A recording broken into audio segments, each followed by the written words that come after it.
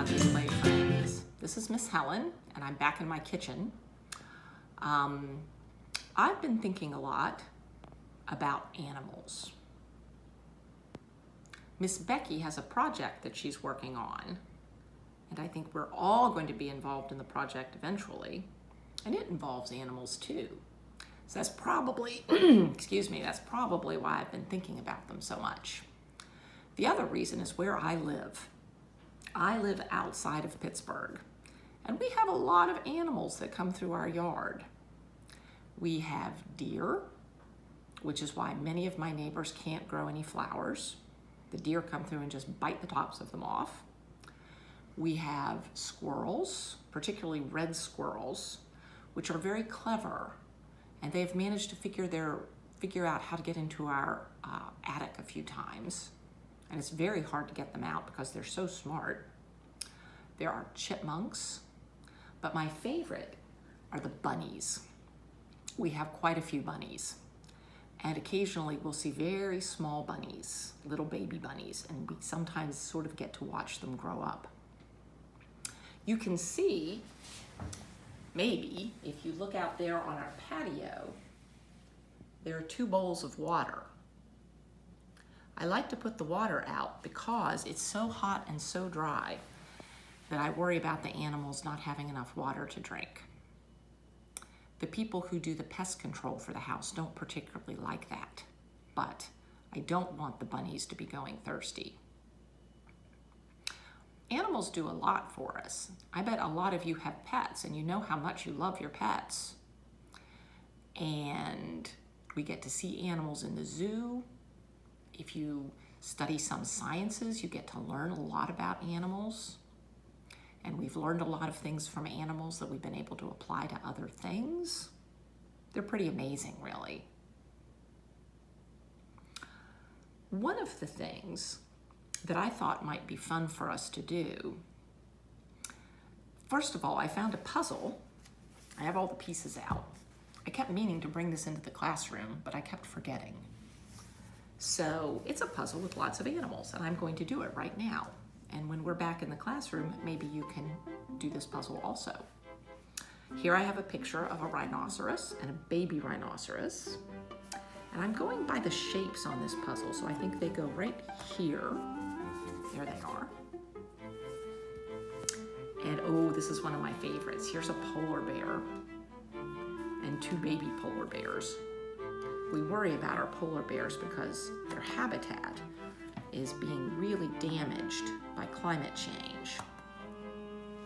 So we have to look after our polar bears.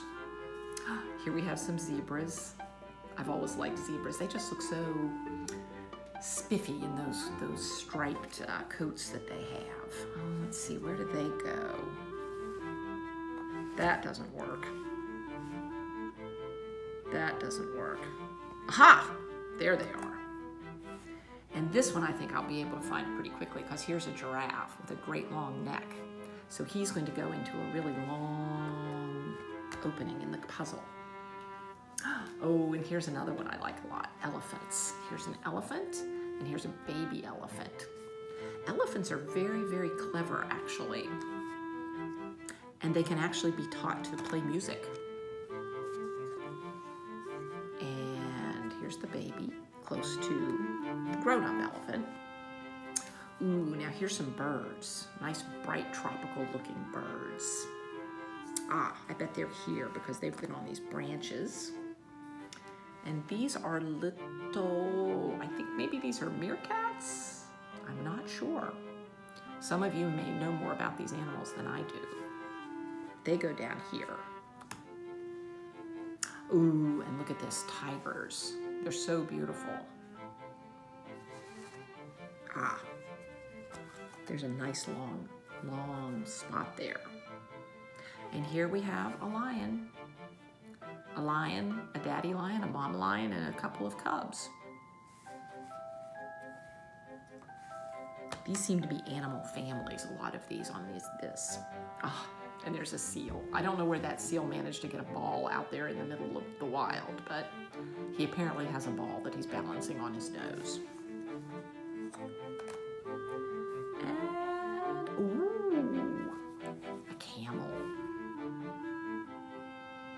always wanted to see a camel, but I don't think I want to ride on one.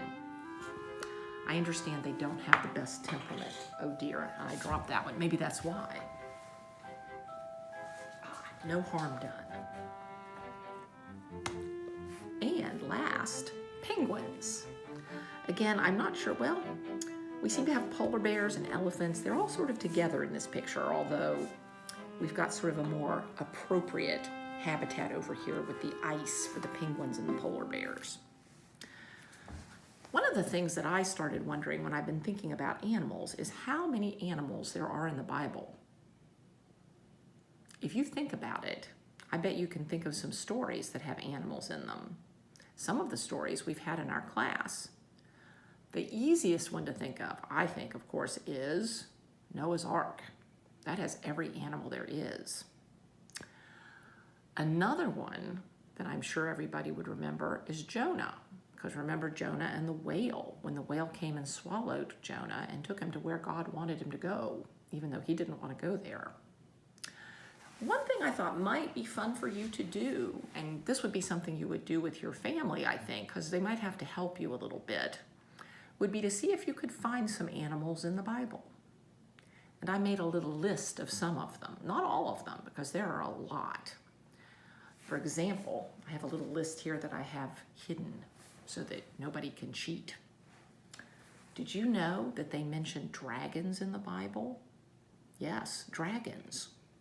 There's also a mention of unicorns, although I have read some people think that that was a very bad translation and they weren't really talking about unicorns. There are ants mentioned in the Bible and bees. There are, of course, whales. We were just talking about that a moment ago. There are lambs. There are a lot of lambs mentioned in the Bible. You might remember we talked sometime about Jesus being the good shepherd. And if you have a shepherd, you're going to have sheep and lambs. There are ostriches and pigeons mentioned in the Bible. There are owls, different kinds of owls. There are snakes. There are wolves. There are chameleons. That might be something fun that you might want to look up to see what a chameleon is. That's a very interesting animal, I might add. And so many. You could probably find a lot more. So you might want to see that might be a little project you could do. And then when we get together again, you could let me know how many animals you found, and if you found some really unusual ones, and if you can remember where they are. I suppose if you wanted to be really just sort of get it done very quickly, you could say, well, I'm going to pick Noah's Ark because every single animal went to Noah's Ark. So that would get the list taken care of pretty quickly. So that might give us something to think about while we're waiting for Miss Becky and myself to come up with our little project that we're planning. I hope everybody is having a good, safe summer and that you're staying nice and cool and putting on lots of sunscreen. And I hope I will see you again soon. Goodbye.